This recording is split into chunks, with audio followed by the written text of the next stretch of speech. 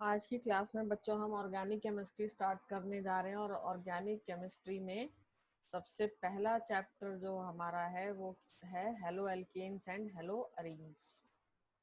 तो चलिए स्टार्ट करते हैं। Halo alkanes and halo arenes.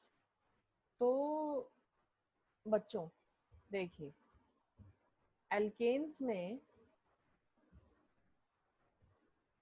अगर हम एक एल्केन्स में से अगर हम एक हाइड्रोजन रिमूव कर दें और एक हेलोजन ऐड कर दें, यहाँ हेलोजन्स के लिए हम एक्स लेते हैं और एक्स का मीनिंग क्या होता है बच्चों? कोई भी हेलोजन हो सकता है, क्लोरीन, क्लोरीन, ब्रोमाइन, आयोडीन, कोई भी हेलोजन हो सकता है। तो ये जो बनता है प्रोडक्ट, ये क्या बनता है? इसको हम बोलते हैं हेलो एल्केन्स। ये जो हेलो एल्केन्स होती है ये एलिफेटिक चेन होती है कार्बन की, इनको हम बोलते हैं aliphatic chain. Aliphatic chain means long carbon chain.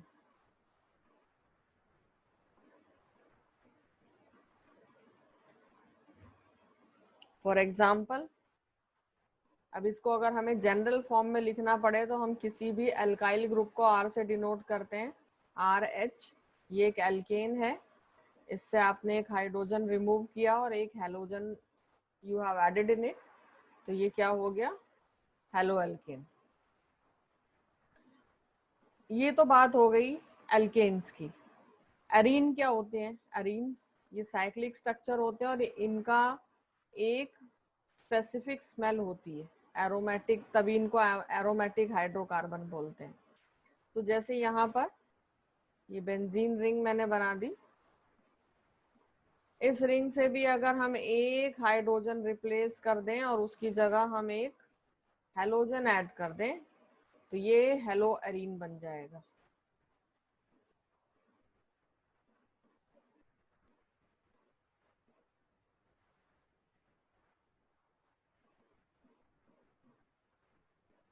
ये हेलो एरीन बन गया।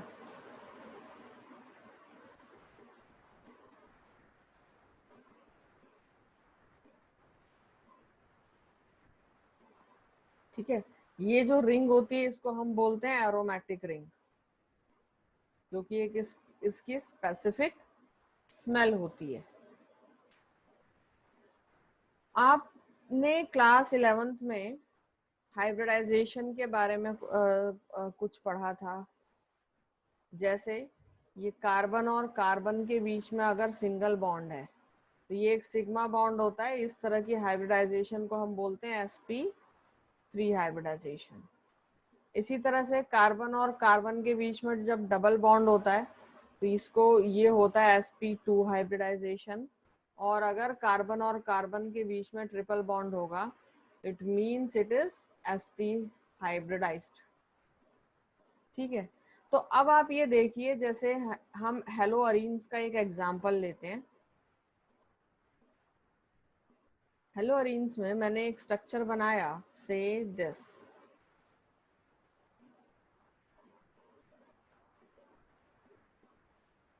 ये यहाँ पर हाइड्रोजन अटैच्ड है और ये हमारा क्लोरीन।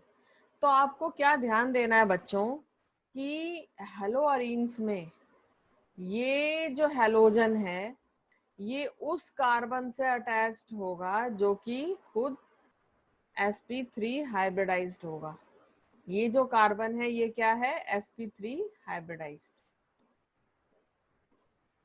तो हेलोजन उसी कार्बन से अटैच होगा जो खुद sp3 हाइब्रिडाइज्ड है। और ये देखिए, ये कार्बन और कार्बन के बीच में सिंगल बॉन्ड है, सिंगल बॉन्ड यानी सिग्मा। ठीक है, तो सिंगल बॉन्ड है, सिग्मा बॉन्ड एक ही है, तो ये sp3 हाइब्रिडाइज्ड कार्बन एटम हो गया। सिमिलरली अगर हम हेलो अरीन्स की बात करें तो ये देखिए,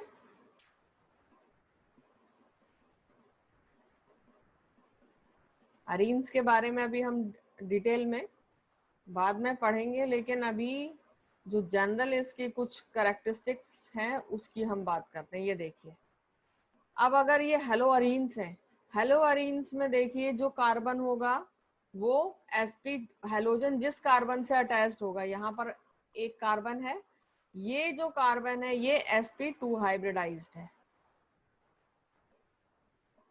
तो ये बेसिक डिफरेंस है halo alkanes and halo arenes में, है ना।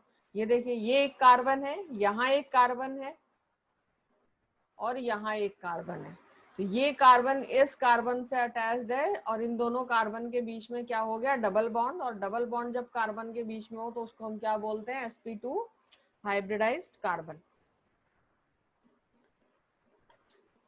अब देखिए बच्चों,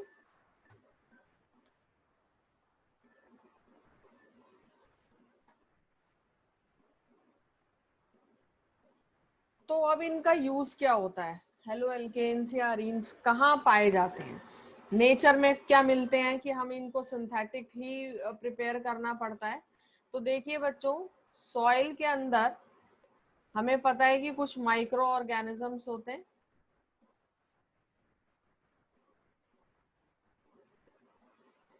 ये माइक्रो ऑर्गेनिजम्स क्लोरोफेनिकॉल नाम का सब्सटेंस प्रोड्यूस करते हैं।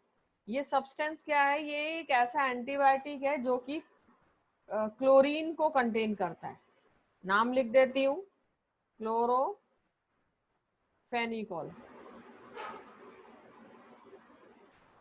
ठीक है, this is a chlorine containing antibiotic.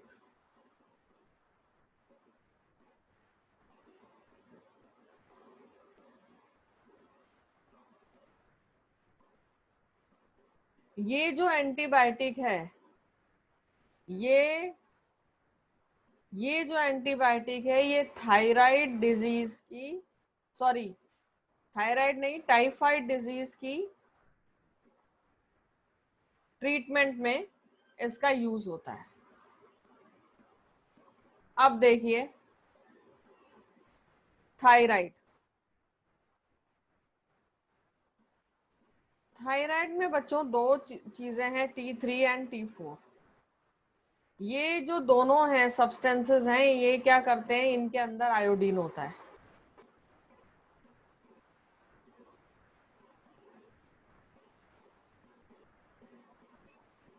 इसके अलावा सिंथेटिक हैलोजन जो कंपाउंड्स हैं जिनको हम लैब में बनाते हैं, सिंथेटिक हैलोजन कंपाउंड्स,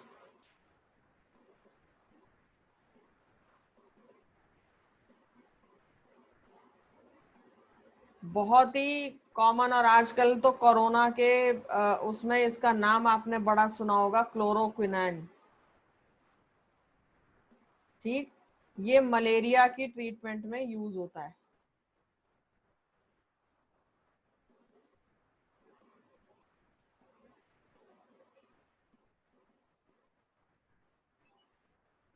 इसके अलावा एक हेलो एल्केन है जिसको हम बोलते हैं हेलोथेन।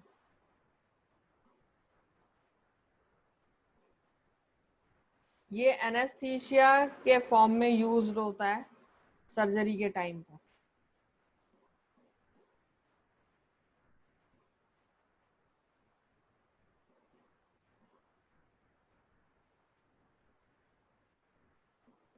तो चलिए अब हम हेलो एल्केन्स के बारे में डिटेल में स्टडी करते हैं और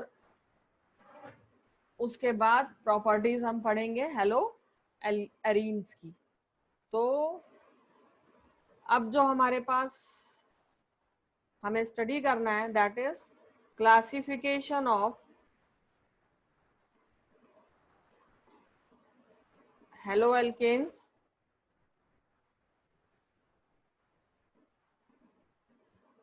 based on number of halogen atoms attached।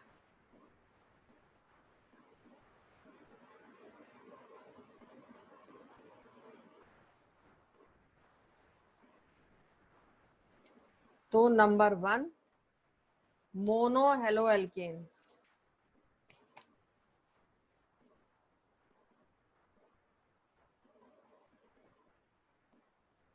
Mono halo alkanes. यहाँ पर क्या होता है, ये क्या है, एक ऐसे अल्काइल हैलाइड, इनको शॉर्ट में अल्काइल हैलाइड भी बोला जाता है, जो कॉमन नेम होता है, ठीक है। और इनका जनरल फॉर्मूला होता है CnH2n +1 और X यानी हेलोजन। ये भी 3 तरीके के होते हैं बच्चों। देखिए यहाँ ये CS2 कार्बन हो गया, ये अल्काइल ग्रुप अटैच दिए इससे। अब sp3 हाइब्रिडाइज्ड कार्बन से हेलोजन को अटैच कर दिया। ये जो आप कार्बन देख रहे हैं, दिस इज 1 डिग्री कार्बन, ये क्या हो गया, प्राइमरी। इट कैन बी टर्जरी और इट कैन बी सेकेंडरी। देखिए अगर 2 अल्काइल ग्रुप प्रेजेंट है तो ये कार्बन क्या हो गया, 2 डिग्री कार्बन, जिसको हम बोलते हैं सेकेंडरी। और यहाँ पर एक हेलोजन हमने अटैच कर दिया। थर्ड केस,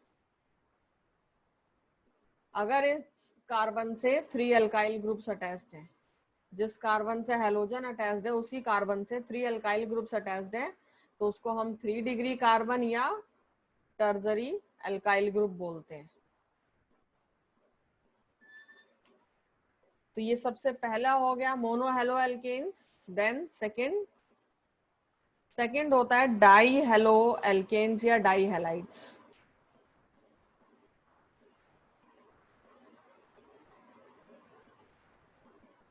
और डाई हैलाइड्स,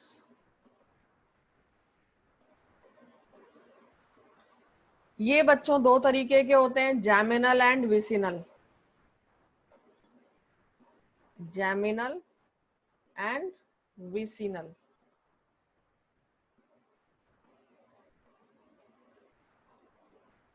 जैमिनल क्या होते हैं, देखिए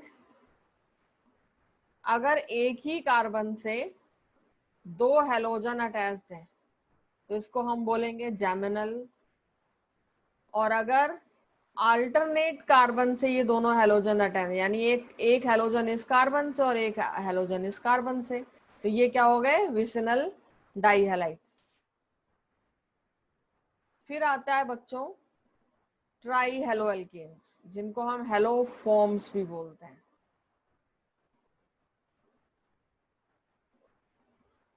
third one is tri halo alkanes,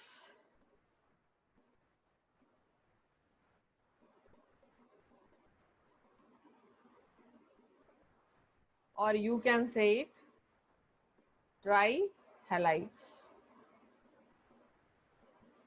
इनको हेलो फॉर्म्स भी बोलते हैं, जैसे क्लोरोफॉर्म, आयोडोफॉर्म एक्सेट्रा। ठीक है, फॉर एग्जाम्पल यहाँ देखिए, अब एक कार्बन से ये 3 हेलोजन्स अटैच्ड है, इसको हम क्या बोलेंगे, क्लोरोफॉर्म। 3 क्लोरीन अटैच्ड है। इसी तरह से अगर 3 ब्रोमीन अटैच्ड होंगे तो ये हो जाएगा ब्रोमोफॉर्म। एंड लास्ट एग्जाम्पल मैंने आपको अभी दिया ही था, 3 आयोडीन्स अटैच्ड है तो आयोडोफॉर्म। इसके बाद नेक्स्ट आते हैं बच्चों टेट्रा हेलो एल्केन।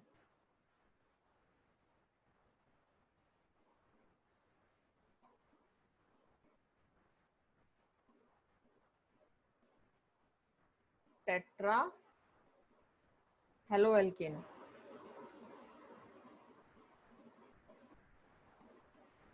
अगर कार्बन से 4 हेलोजन अटैच्ड है, देखिए जैसे यहाँ 4 क्लोरीन अटैच्ड है, इस यहाँ एग्जांपल लेते हैं, इस कार्बन से 4 ब्रोमीन अटैच्ड है, जिसको हम बोलेंगे कार्बन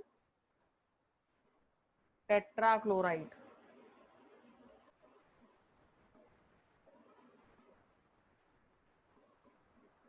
दिस इज कार्बन टेट्राब्रोमाइड।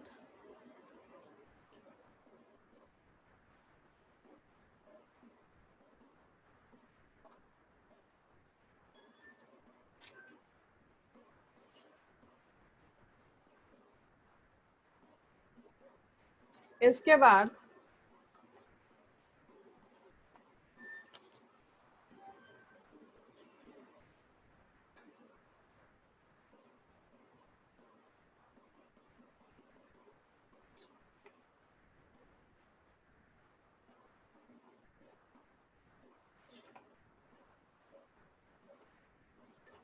बच्चों एलाइलिक हैलाइड्स। नेक्स्ट है आपका आ जाते हैं allylic halides.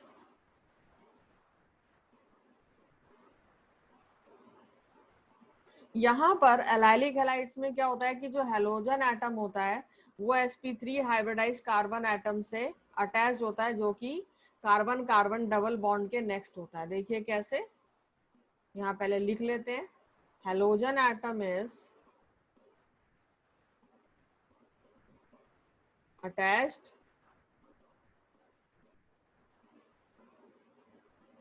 To an sp3 hybridized carbon atom next to carbon carbon double bond.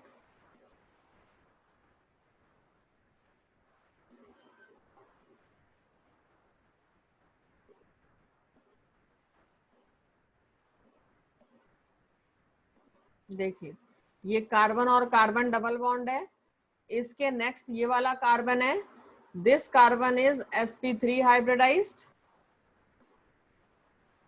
तो हेलोजन एटम इसी sp3 हाइब्रिडाइज्ड कार्बन एटम से अटैच्ड है, तो इनको हम क्या बोलते हैं, एलाइलिक हैलाइड्स।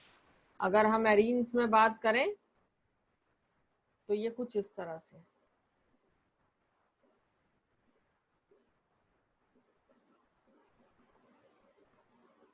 ये कार्बन कार्बन डबल बॉन्ड, इस डबल बॉन्ड के साथ ये वाला जो कार्बन है ये sp3 हाइब्रिडाइज और इसके साथ एक हेलोजन अटैच्ड है। इसके बाद आते हैं बच्चों next vinylic halides.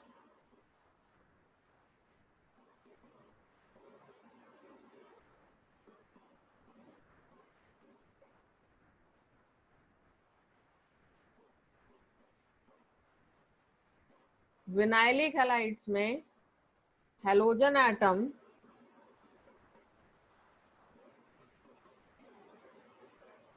is bonded to an sp2 hybridized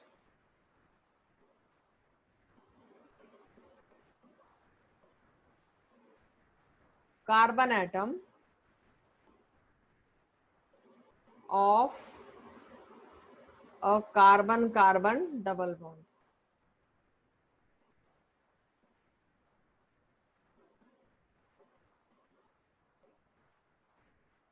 ठीक है, जैसे ये देखिए ये कार्बन और कार्बन डबल बॉन्ड है, इन दोनों में से किसी पर भी ये वाला कार्बन मान लीजिए ये sp2 हाइब्रिडाइज्ड है और इससे हमने हेलोजन को अटैच कर दिया, this is vinylic halide. Same यही एरीन्स में।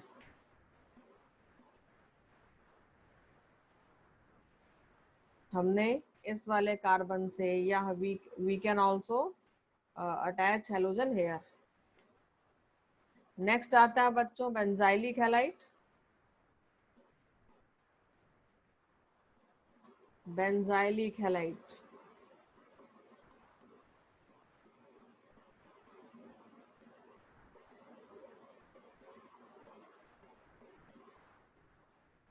बेंजाइलिक हैलाइड में जो हेलोजन एटम होता है वो sp3 हाइब्रिडाइज कार्बन एटम से अटैच होता है, जो कि एक एरोमेटिक रिंग फॉर्म कर रहा हो। फॉर एग्जाम्पल पहले लिख लेते हैं, halogen atom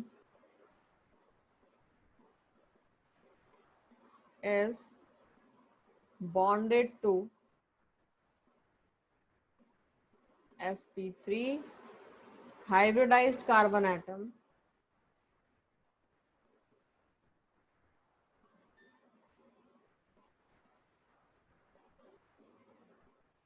of an aromatic ring।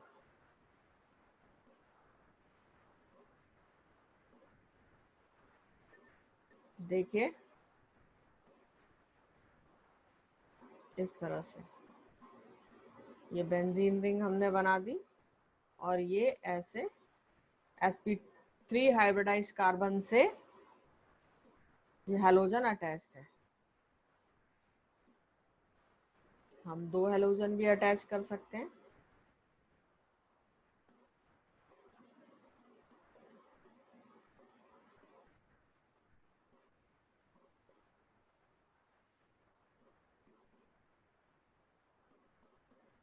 इस तरह से। तो इस चैप्टर में मोस्टली हम अल्काइल हैलाइड्स और अलाइल हैलाइड्स के बारे में ही पढ़ेंगे। तो अब जो हमारा नेक्स्ट टॉपिक आ जाता है that is methods of preparation of haloalkanes.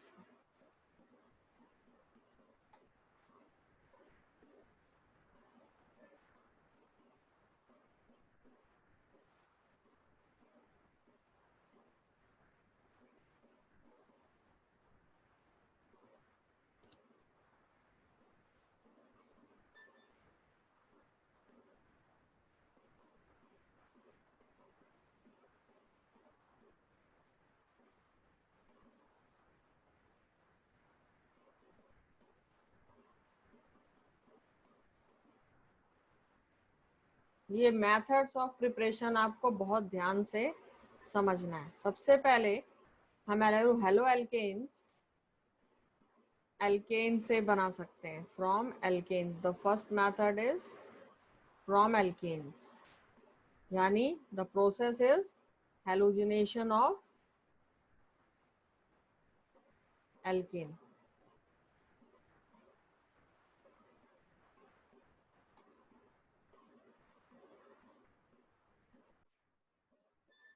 तो ये देखिए प्रोसेस क्या है। ये हमारा एल्केन है, इसका रिएक्शन हमने करवाया, हेलोजिनेशन करवाना है। तो यहाँ पर हम कोई भी हेलोजन लेकर के आएंगे अल्ट्रावायलेट रेडिएशंस की प्रेजेंस में। जो ये वाला एक हेलोजन का जो एटम है वो क्या कर देगा, इसको रिप्लेस कर देगा,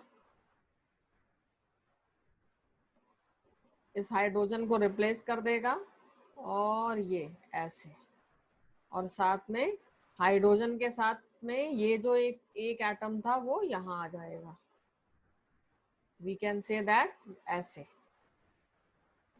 HX यहाँ से रिमूव हुआ और ये ऐड हो गया। एक X जो यानी एक हेलोजन था वो इस अल्काइल ग्रुप से अटैच हो गया। ठीक है, तो हमने इसको नाम दिया हेलोजिनेशन। अब यहाँ एग्जाम्पल में ले तो हम क्लोरीन का हेलोजिनेशन, यानी क्लोरीन के हेलोजिनेशन को हम क्या बोलेंगे, क्लोरीनेशन। देखिए अब क्लोरीन का हेलोजिनेशन करवाते हैं। यहाँ पर हमने लिया मीथेन, रिएक्शन करवाया क्लोरीन से अल्ट्रावायलेट रेडिएशन की प्रेजेंस में। तो एक हाइड्रोजन को ये क्लोरीन रिप्लेस कर देगा और उस हाइड्रोजन के साथ दूसरा क्लोरीन एटम हाइड्रोजन क्लोराइड बना देगा। ठीक, लेकिन इस तरह के रिएक्शन में प्रॉब्लम आती है। प्रॉब्लम क्या आती है कि ये मिक्स कंपाउंड्स देता है, मिक्स प्रोडक्ट देता है।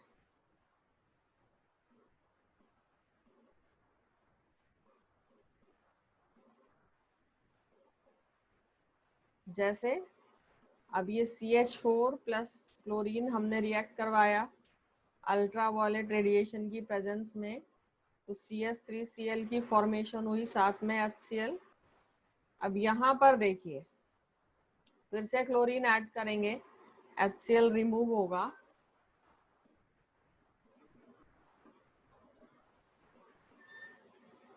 तो ये CH2Cl2 बनेगा।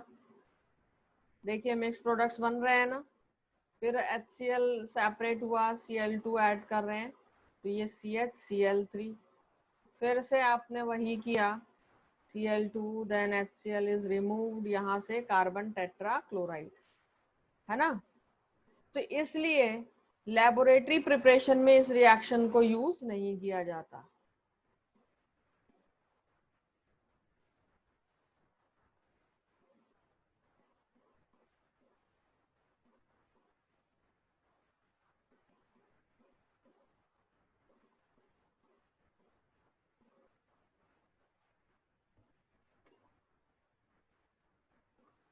इसको फ्री रेडिकल मैकेनिज्म से ये प्रोसीड होता है। देखिए कैसे,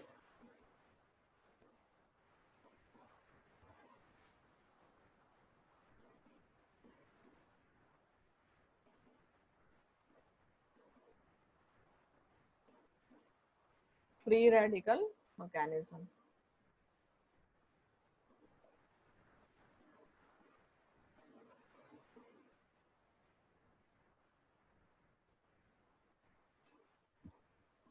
जैसे CH3 CH2 CH3, हमने क्या लिया, प्रोपेन, इसका हम क्लोरीनेशन कराते हैं अल्ट्रा वायलेट रेडिएशन की प्रेजेंस में। तो एक देखिए,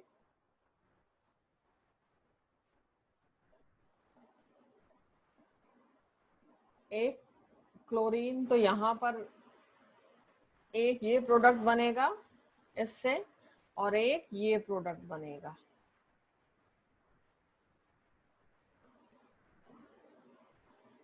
ये जो प्रोडक्ट है, this is major product and this is minor product, ठीक है। और जो आपको याद होगा कि जो 3 डिग्री कार्बन होते हैं यानी टर्जरी कार्बन होते हैं, वो ज्यादा स्टेबल होते हैं एज कंपेयर टू सेकेंडरी, और सेकेंडरी ज्यादा स्टेबल होते हैं एज कंपेयर टू प्राइमरी। यहाँ पे लिख देती हूँ, या आपने लास्ट ईयर भी पढ़ा था और नहीं याद है तो अभी दोबारा ध्यान कर लीजिए कि free radical stability,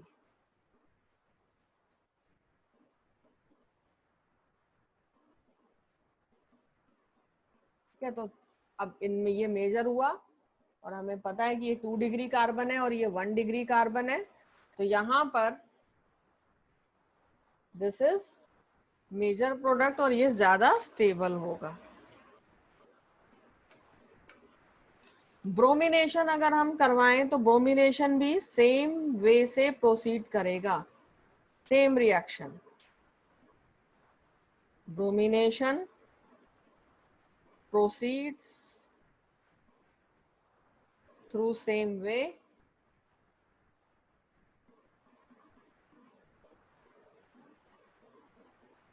but in case of iodination,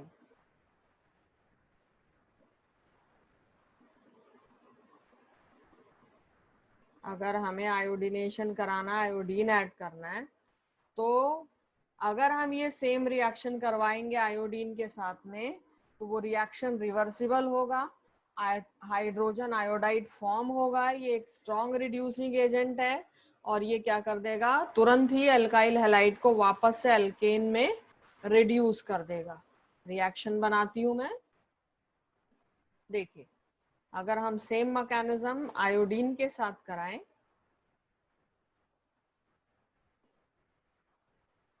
तो वही अल्काइल हैलाइड तो फॉर्म हुआ, साथ में हाइड्रोजन आयोडाइड हुआ। जैसे ये फॉर्म होगा हाइड्रोजन आयोडाइड, जो रिएक्शन है वो रिवर्स डायरेक्शन में प्रोसीड करने लगेगा, और क्योंकि हाइड्रोजन आयोडाइड एक स्ट्रॉन्ग रिड्यूसिंग एजेंट है, ये अल्काइल हैलाइड को वापस से अल्केन में रिड्यूस कर देगा, ठीक। तो मैं यहाँ लिख देती हूँ क्योंकि रीजनिंग का बहुत ही इंपॉर्टेंट क्वेश्चन है। It is reversible as hydrogen iodide formed is a strong reducing agent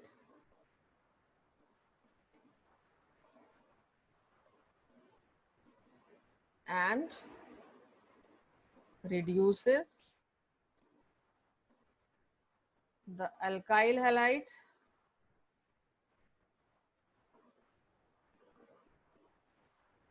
to alkane।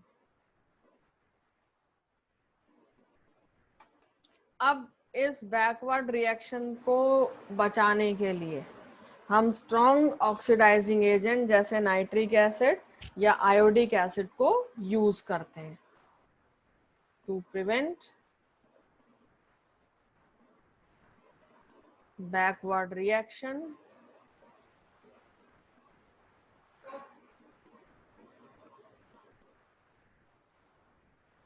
strong oxidizing agents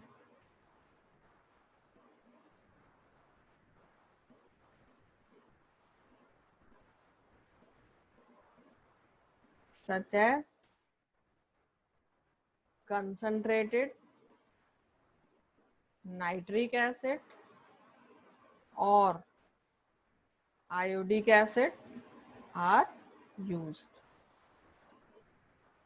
तो रिएक्शन क्या बन जाता है, देखिए हाइड्रोजन आयोडाइड ये फॉर्म हुआ, आयोडिक एसिड हमने ले लिया, या ये बहुत ही अच्छा और स्ट्रॉन्ग ऑक्सीडाइजिंग एजेंट है।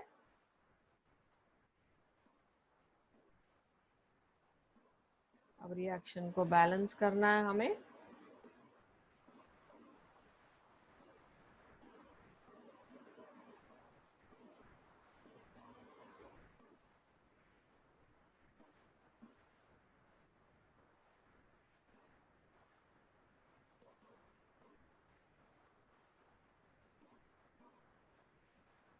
ये आपको बहुत ही इंपॉर्टेंट एक रीजनिंग का क्वेश्चन पूछा जाता है, ये आपको याद रखना है।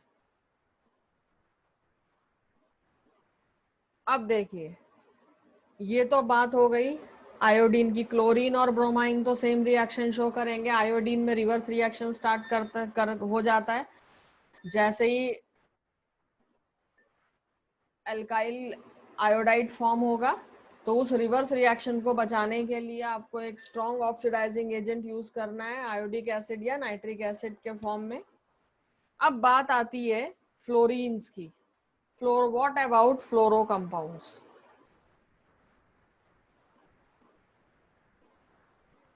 फ्लोरो कंपाउंड्स को हम इस मेथड से प्रोड्यूस नहीं कर सकते क्योंकि फ्लोरीन्स बहुत ज्यादा रिएक्टिव होते हैं।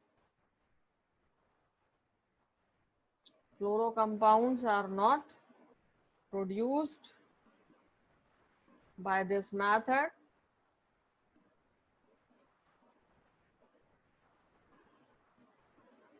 due to high reactivity of fluorines.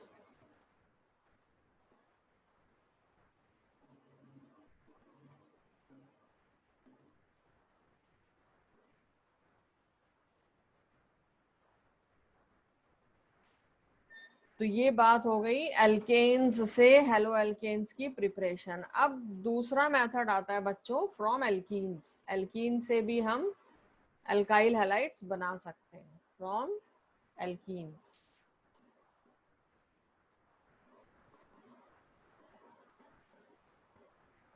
तो देखते हैं, ये हमने एक सिंपल एल्केन लिया,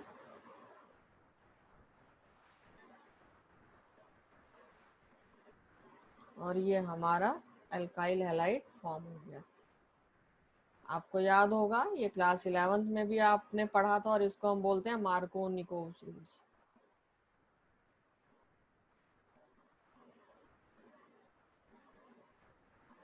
this is Markovnikov's addition reaction. ठीक है, तो यहाँ पर हमने अल्काइल हैलाइड से रिएक्शन किया, और ये जो हेलोजन है ये जाकर के किस कार्बन से अटैच हुआ, जिसके पास लेसर हाइड्रोजन थे। यही मार्कोनिकोव होता है। ठीक, एग्जाम्पल में लेते हैं CH3 CH double bond CH2। ये हमारा क्या है, प्रोपीन। इसका हाइड्रोजन ब्रोमाइड से रिएक्शन हम करवाते हैं। तो अब देखिए जो ब्रोमीन है ये उस कार्बन से अटैच होगा जिसके पास लेसर हाइड्रोजन है, एंड हाइड्रोजन उस कार्बन से अटैच होगा जिसके पास ज्यादा हाइड्रोजन है। ये मार्कोनिकोव रूल है। Bromine will attach to this carbon which has lesser hydrogen, and hydrogen will be attached to this carbon which has more number of hydrogen atoms. तो क्या बन जाएगा, ये CH3 CH, ब्रोमीन यहाँ attach हुआ, double bond टूटा, and ये CH3। जो एक्चुअल मैकेनिज्म है बच्चों ये मार्कोनिकोव रूल का, ये इलेक्ट्रोफिलिक एडिशन रिएक्शन होता है। ठीक है, देखिए एक्चुअल मैकेनिज्म इज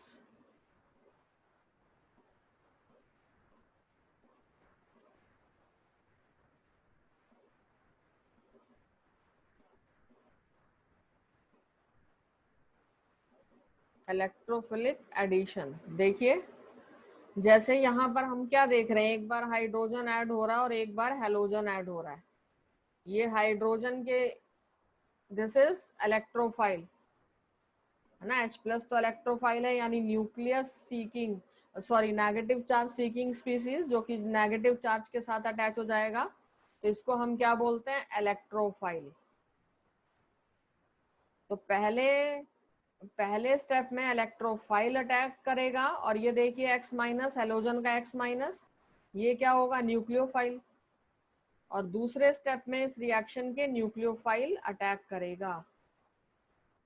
अगर डिटेल मैकेनिज्म पूछा जाए, ये एक्चुअली आप लोगों के लास्ट ईयर भी था सिलेबस में, लेकिन ये एग्जाम में अभी भी आता है। Markovnikov and anti Markovnikov rule बहुत ही इंपॉर्टेंट है।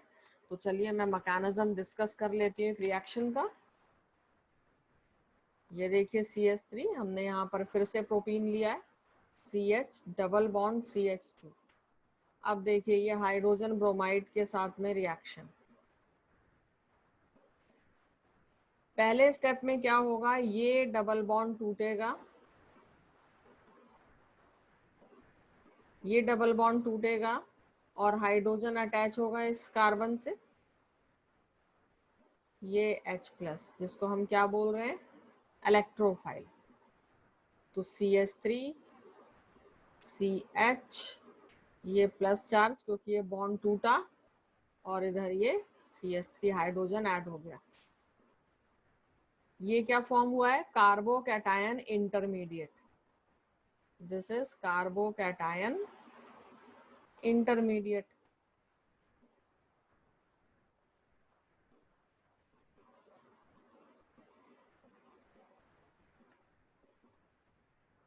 ठीक है, अब ये देखिए यहाँ पर रीअरेंजमेंट भी हो सकती थी, लेकिन अगर रीअरेंजमेंट होती तो मार्कोनिकोव रूल का कोई मतलब नहीं रह जाता। सेकेंड स्टेप में ये आ गया हमारा न्यूक्लियोफाइल। अब ये न्यूक्लियोफाइल अटैक करेगा इस कार्बोकैटायन पर और आकर के इसके साथ अटैच हो जाएगा।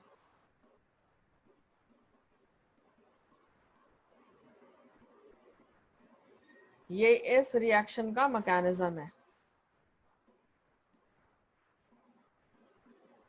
ठीक है, तो आपको ये मैकेनिज्म याद रखना है। अब देखिए एक एग्जांपल और लेते हैं। अब हम लेते हैं ब्यूटेन, ब्यूटीन। अगर ये रिएक्शन है, next CH3 CH CH double bond CH2, और इसमें एडिशन करवाते हैं, मार्कोनिकोव रूल लगाते हैं।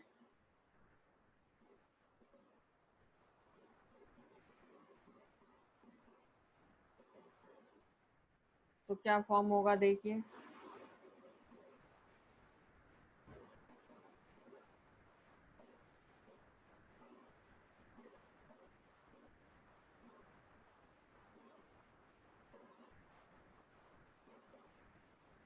तो ये क्या हो जाएगा, ये गलत हो जाएगा, दिस विल बी रॉन्ग। अभी हमने क्या रूल पढ़ा कि हेलोजन उसी कार्बन, अगर हम देखें तो हमारे रूल के अकॉर्डिंग तो यही है, लेकिन ऐसा, पर फिर अगर हम उस रूल के अकॉर्डिंग चल रहे हैं तो ये रिएक्शन हमारा रॉन्ग क्यों हो रहा है, अभी देखते हैं।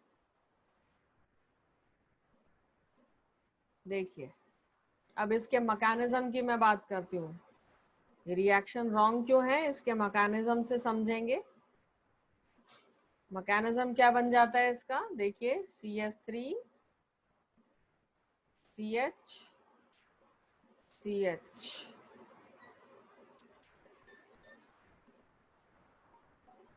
हाँ मैंने यहाँ पर भी लगाना भूल गई, यहाँ CH3 था, यहाँ पर भी ये CH3। अब देखिए क्या बताया था सबसे पहले मैंने कि सबसे पहले ये डबल बॉन्ड टूटेगा, ठीक है। ये कंपाउंड का नाम क्या हो गया, 3 मिथाइल ब्यूटीन, ठीक। अब देखिए सबसे पहले ये बॉन्ड टूटेगा और हाइड्रोजन ऐड होगा, H+ ऐड होगा, किसमें ऐड होगा, इस वाले कार्बन में। तो चलिए ऐड कर देते हैं CH3, ये एज इट इज CH3, ये एज इट इज कार्बोकैटायन की फॉर्मेशन हो गई है, और इधर ये CH3 बॉन्ड इसके साथ अटैच हो गया। अब देखिए यहाँ पर, अभी मैंने आपको ऊपर वाले केस में बताया था हाइड्रोजन शिफ्ट रीअरेंजमेंट होगा, इस केस में हाइड्रोजन शिफ्ट हो जाएगा। क्यों शिफ्ट होगा, क्योंकि 2 डिग्री जो कार्बन होता है वो ज्यादा स्टेबल होता है, तो स्टेबिलिटी के लिए जो हाइड्रोजन है उसकी शिफ्टिंग हो जाएगी।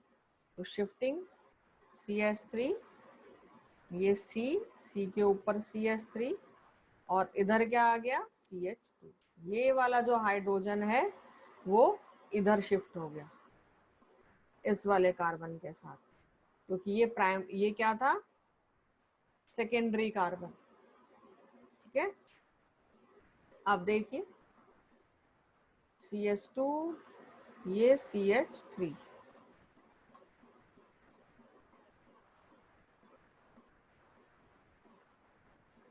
यहां से अब ये ऑलरेडी कार्बोकैटायन है, ये ऑलरेडी कार्बोकैटायन है, ऑलरेडी ये कैटायन की फॉर्मेशन हो चुकी है, ठीक है। अब ये देखिए ये कैटायन जो था ये इधर से अब इधर शिफ्ट हो गया हाइड्रोजन शिफ्टिंग की वजह से। अब देखिए यहाँ पर हमारे पास प्रोडक्ट क्या फॉर्म हुआ, CH3, C, ये CH3, और इसी पर ये क्लोरीन आकर के न्यूक्लियोफाइल अटैक करेगा, तो ये हो जाता है आपका क्लोरीन, CH2, CH3। अब क्लोरीन उस कार्बन से अटैच्ड है जो कि फर्दर 3 और कार्बन से अटैच्ड है, ये वाला जो कार्बन है ये इससे इससे एंड इससे अटैच्ड है। तो ये जो ऑर्डर है ये स्टेबिलिटी की वजह से हमने हाइड्रोजन की शिफ्टिंग कराई, और अब ये जो हमारा जो प्रोडक्ट बना फाइनली ये बिल्कुल करेक्ट है। रीअरेंजमेंट मैंने लास्ट ईयर भी आपको सिखाया था, रीअरेंजमेंट। तो सबसे पहले अगर हाइड्रोजन है तो हाइड्रोजन को अरेंज किया जाता है, सेकंड नंबर पे मिथाइल ग्रुप आता है, एंड लास्टली फिनाइल शिफ्ट होता है। तो मोस्टली तो अभी जो क्वेश्चंस आएंगे आपके पास वो हाइड्रोजन या मिथाइल शिफ्टिंग के ही आएंगे, ठीक है ना। तो स्टेबिलिटी की वजह से हमने कार्बोकैटायन की शिफ्टिंग की और हैलोजन को उस कार्बन से अटैच किया जो कि ज्यादा स्टेबल है।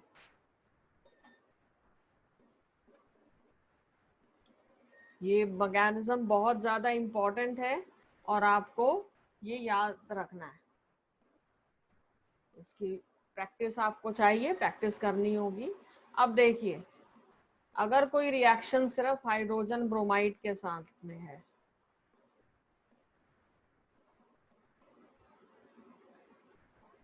तो अगर हम पेरोक्साइड्स का यूज कर रहे हैं तब वहां पर हाइड्रोजन ब्रोमाइड का एडिशन कराएंगे।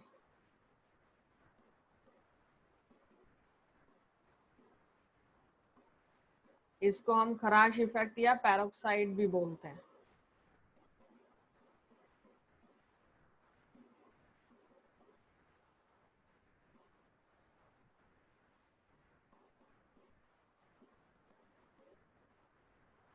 ठीक है, इस रूल को हम बोलेंगे एंटी मार्कोनिकोव रूल।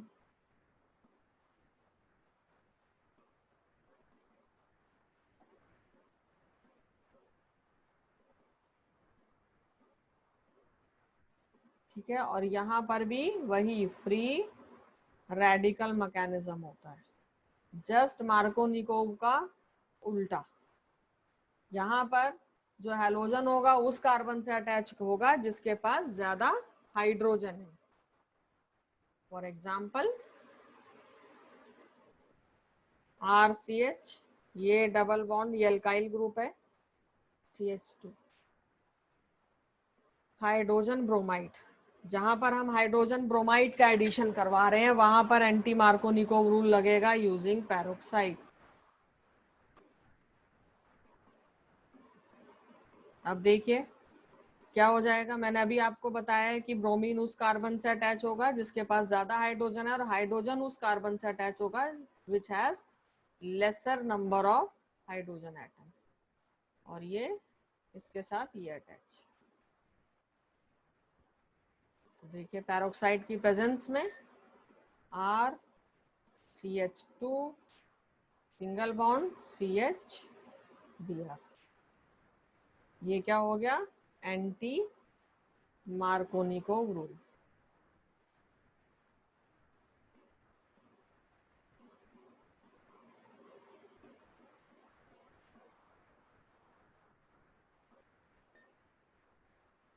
ठीक है, तो याद रखिएगा ये जो पेरोक्साइड इफेक्ट या एंटी मार्कोनिकोव रूल है ये सिर्फ हाइड्रोजन ब्रोमाइड के साथ ही फॉलो होगा। जैसे हम एग्जांपल लेते हैं,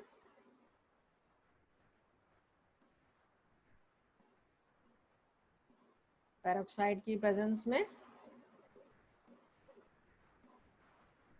तो ये CH3 CH2 CH2, ये Br की फॉर्मेशन, ये एंटी मार्कोनिकोव रूल है। और अगर यहीं पर सेम ये रिएक्टेंट है हमारा, पर यहाँ पर अगर हम हाइड्रोजन क्लोराइड के का एडिशन कराते तो यहाँ पर मार्कोनिकोव रूल फॉलो होता, ओनली मार्कोनिकोव रूल। ये इम्पोर्टेंट मैं पॉइंट लिखवा देती हूँ आपको कि पेरोक्साइड इफेक्ट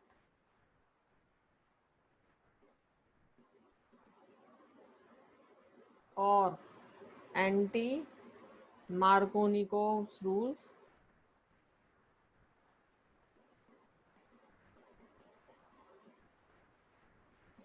is used या is observed only in hydrogen bromide।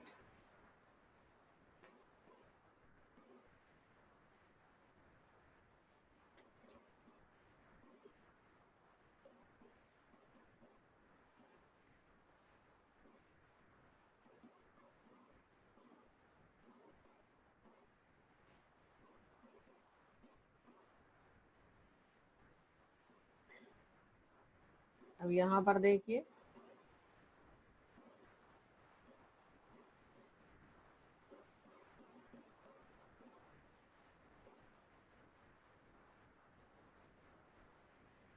यहाँ देखिए ये अब एक क्या हो गया आपका एरोमेटिक कंपाउंड। हाइड्रोजन क्लोराइड की अगर हम एडिशन करा रहे हैं तो according to Markovnikov rule halogen उस कार्बन से अटैच होगा जिसके पास लेसर नंबर ऑफ हाइड्रोजन है। ये देखिए क्लोरीन इधर ऐसे, ये this is according to Markovnikov rule. और अगर हम पेरोक्साइड की प्रेजेंस में HCl ऐड करें तो ये एक हमने पेरोक्साइड ले लिया, इसको हम बोलते हैं बेंजोइक पेरोक्साइड। अभी मैं इसका आपको स्ट्रक्चर बना के दिखाऊंगी बेंजोइक पेरोक्साइड का कैसे होता है। तो यहाँ भी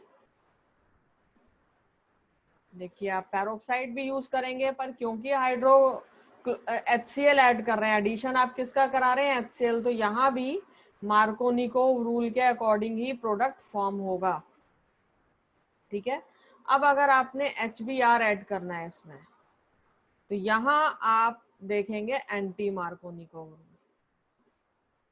नहीं HBr ऐड करना है पर without the presence of peroxide. ये भी जो प्रोडक्ट फॉर्म होगा, this will be in accordance with Markovnikov rule. This is Markovnikov observation. लेकिन अगर HBr ऐड करना है किसी पेरोक्साइड की प्रेजेंस में, again this is benzoic peroxide C6H5CO whole twice. तो अब ये जो यहाँ पर रूल फॉलो होगा, this is anti Markovnikov. Bromine उस हाइड्रोजन, उस कार्बन से अटैच होगा which has more number of hydrogen atom. This is anti-Markovnikov rule. अब मैं आपको बेंजोइक पेरोक्साइड का स्ट्रक्चर बना के देती हूँ, ये आपको याद करना है स्ट्रक्चर अच्छे से, फॉर्मूला, क्योंकि बहुत इंपॉर्टेंट है ऑर्गेनिक केमिस्ट्री में।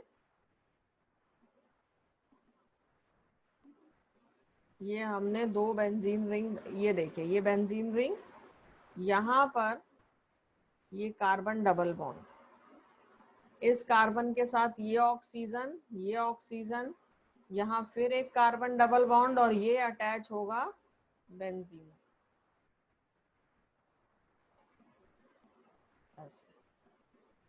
This is benzoic peroxide. Peroxides क्या होते हैं? जहां पर ऑक्सीजन, जिन कंपाउंड्स में ऑक्सीजन ऑक्सीजन के साथ बॉन्ड बना दे, ये, इनको हम क्या बोलते हैं? पेरोक्साइड्स। इसके बाद हम एग्जाम्पल लेते हैं, जो हमारा लास्ट उसमें प्रिपरेशन है, एलाइलिक सब्स्टिट्यूशन।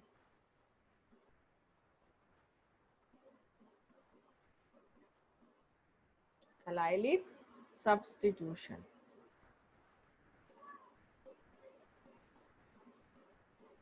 एलाइलिक सब्स्टिट्यूशन किसी न किसी रीएजेंट के प्रेजेंस में होगा। देखिए यहाँ पर भी हमने क्या लिया है? एल्कीन और ये हैलोजन। रिएजेंट की प्रेजेंस में CH2, यहाँ पर एक हाइड्रोजन रिमूव हुआ, एक बॉन्ड टूटा, ये इधर आया CH और ये CH।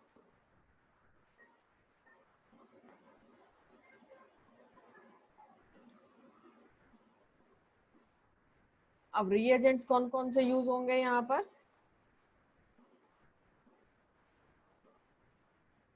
हैलोजन्स यूज कर सकते हैं at high temperatures.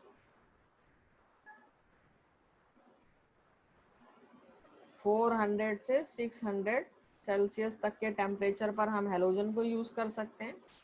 Second, NBS is N-bromosuccinimide।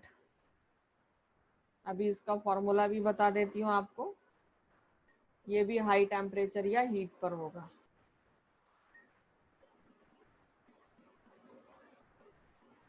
High temperature और हीट।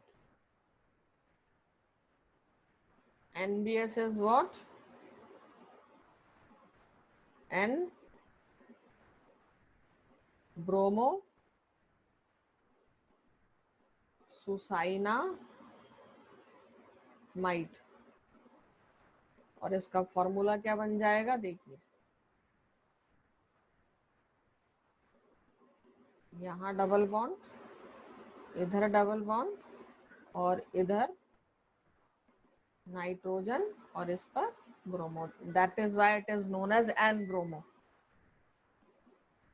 ये रिएजेंट्स यूज करके आप एलाइलिक सब्स्टिट्यूशन रिएक्शन करवा सकते हैं। अभी जो आपके बुक में है वो हैलोजन्स को ही हाई टेम्परेचर पर लिया गया है और सब्स्टिट्यूशन रिएक्शन करवाया गया है। तो आज के लेक्चर में बस इतना ही। अभी ये जो प्रिपरेशन है इसको हम अगले लेक्चर में भी कंटिन्यूएशन में रखेंगे। आप इनको रिवाइज कीजिएगा और अच्छे से इनकी प्रैक्टिस कीजिएगा।